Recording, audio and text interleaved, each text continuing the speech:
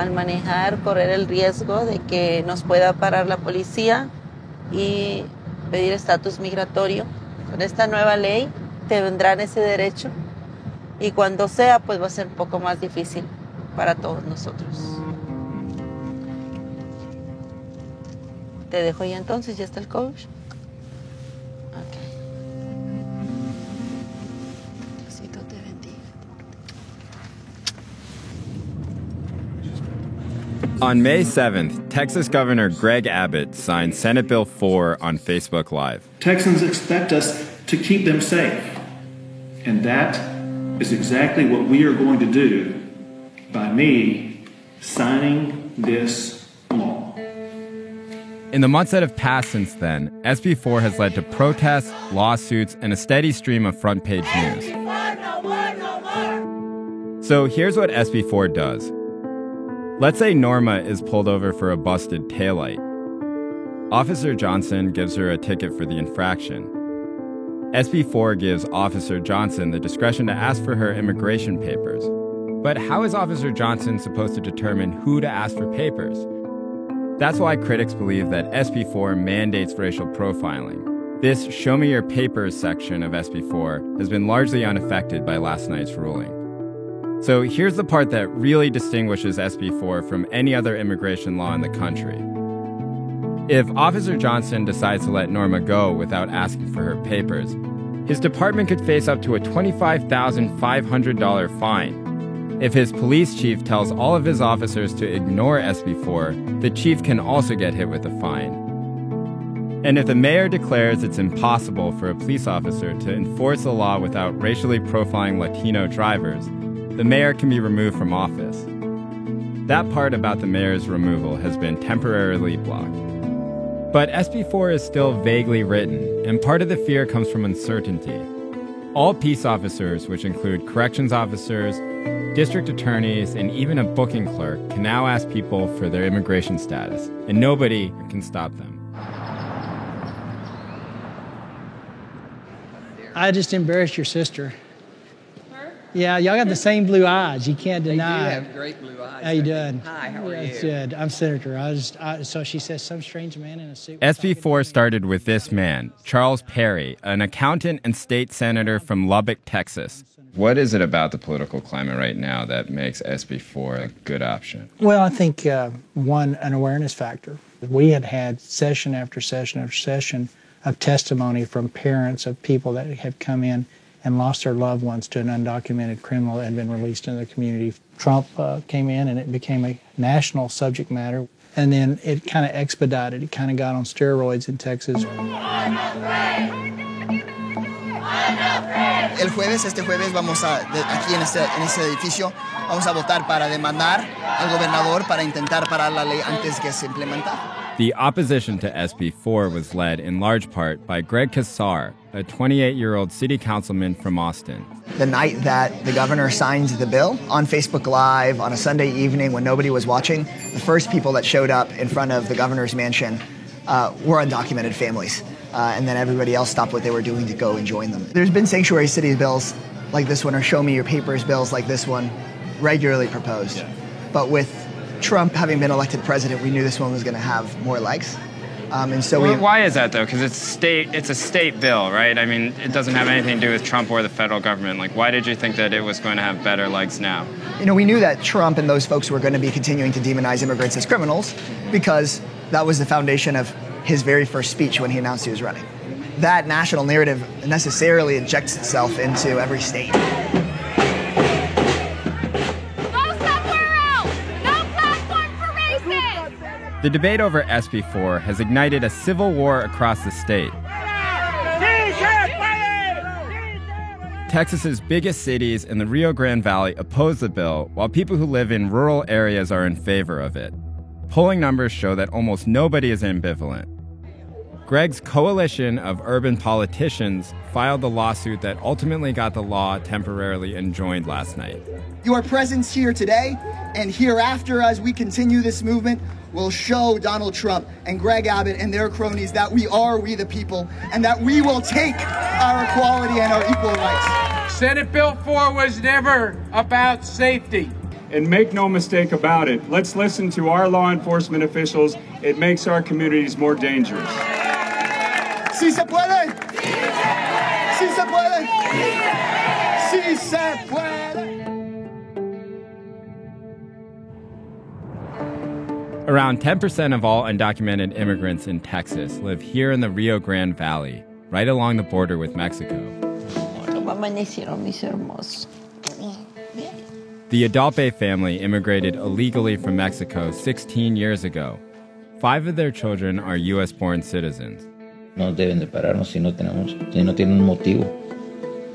Pues como siempre lo hemos hecho. Pero no hay que dejar que los nervios nos ganen tampoco. Nomás ir a andar con precaución.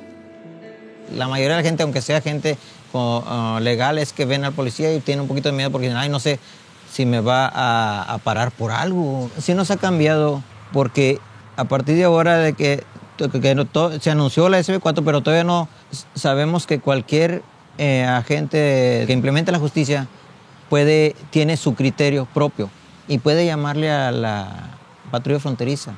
How has life in the community changed since people started talking about SB4? Empezaron a platicar con nosotros, con nuestros hijos, y decirles que lo que puede pasar a papi o a mami o a los dos, nos pueden pescar migración, arrestarnos y mandarnos para México. Aquí es donde guardo mis documentos importantes. Oh, wow. Mi esposa tiene todo bien ordenado. La hija mayor, ella sabe dónde está toda la documentación de los niños. Social Security and papeles de escuela, church iglesias, church documents. incluyendo cuentas de banco. Emocionalmente nunca estamos preparados, la verdad.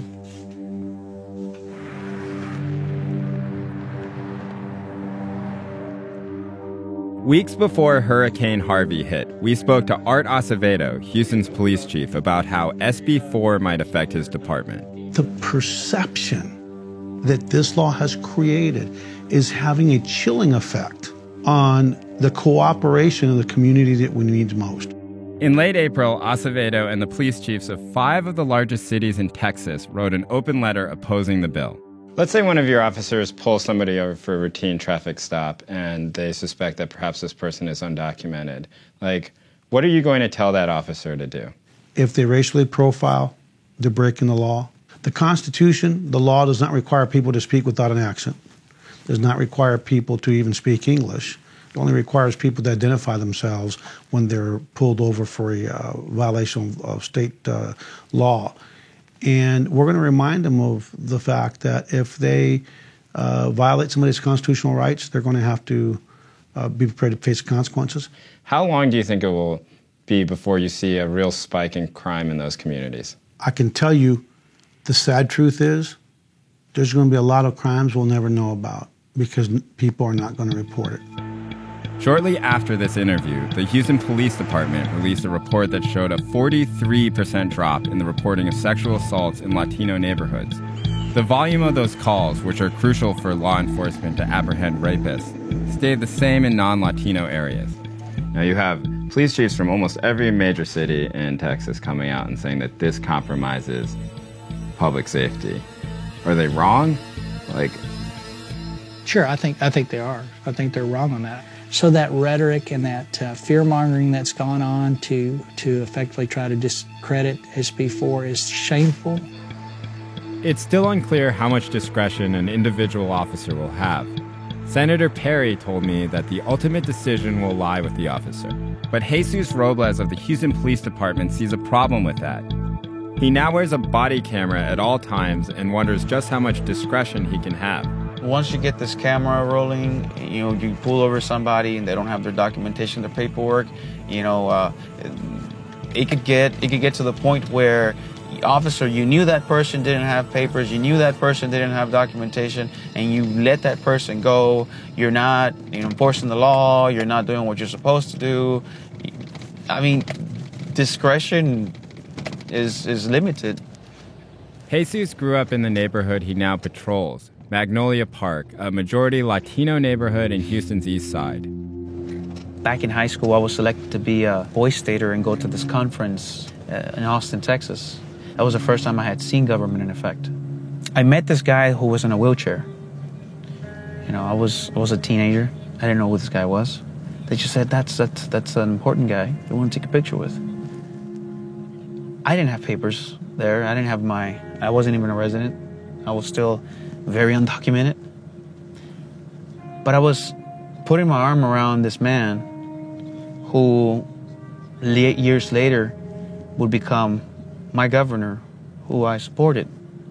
So if I had known back in the day that that's the man that was going to start open up this kind of worms of the SB4, you know,